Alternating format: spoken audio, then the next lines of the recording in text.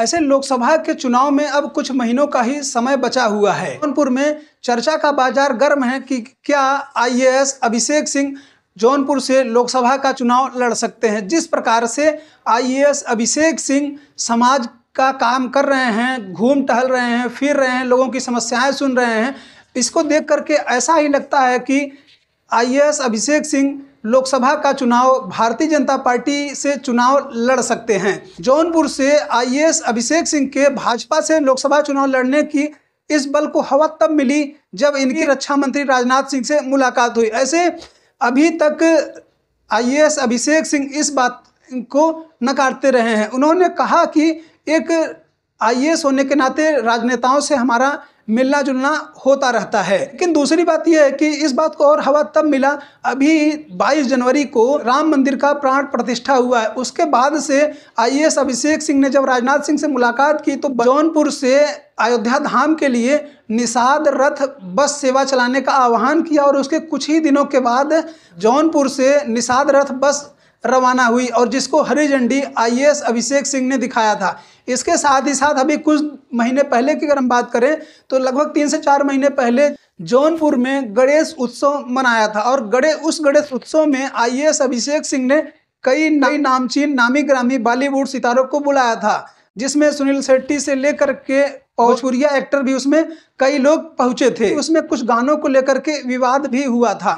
Instagram पे, Twitter पे काफी खासे एक्टिव रहते हैं आईएएस अभिषेक सिंह। अगर आप उनके ट्विटर अकाउंट पे जाकर देखेंगे तो किसी पेट्रोल टंकी का उद्घाटन करते हुए दिखाई दे रहे हैं, कहीं पर ड्रोन से रसायन छिड़काव की बात कर रहे हैं जौनपुर में, और जौनपुर में हमेशा लोगों से मिल रहे हैं, कुछ न कुछ चर्चा कर रहे हैं, कहीं किसी चीज़ का उद्घाटन करते हुए दिखाई देंगे, कहीं किसी चीज़ का उद्घाटन करते हुए दिखाई दे रहे हैं। इसे अगर बात करें तो आईएएस अभिषेक सिंह 2011 के उत्तर प्रदेश बैच के आईएएस अधिकारी हैं। बात करें तो अभी तक आईएएस अभिषेक सिंह का इस्तीफा स्वीकार नहीं किया गया था।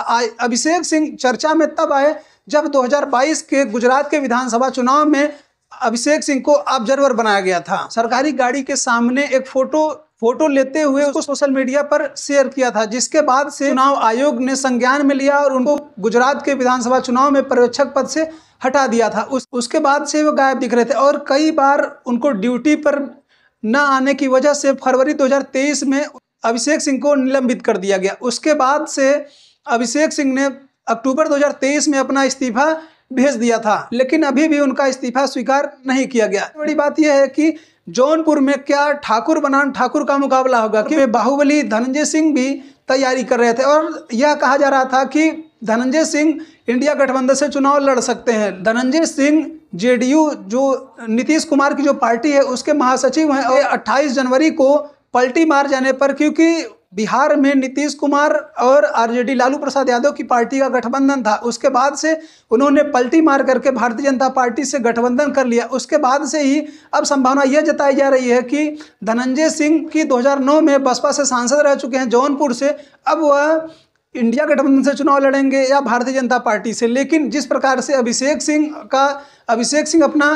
काम धाम कर रहे हैं और अभिषेक सिंह अगर चुनाव लड़ते हैं तो चुनाव बहुत ही दिलचस्प होगा। लेकिन अब ये देखना होगा कि किस पार्टी से किसको टिकट मिलता है। लेकिन यह कंफर्म है कि धनंजय सिंह चुनाव जरूर लड़ेंगे। धनंजय सिंह भी लड़ते हैं और अभिषेक सिंह भी लड़ते हैं, क्या रिजल्ट होगा ये तो 2024 के लोकसभा चुनाव के बाद ही पता चलेगा। ऐसे इस खबर को लेकर के, अभिषेक सिंह और धनंजय सिंह के मुकाबले को लेकर के आप क्या सोचते हैं, अपनी राय जरूर दें। तब तक के लिए हमें विदा दीजिए।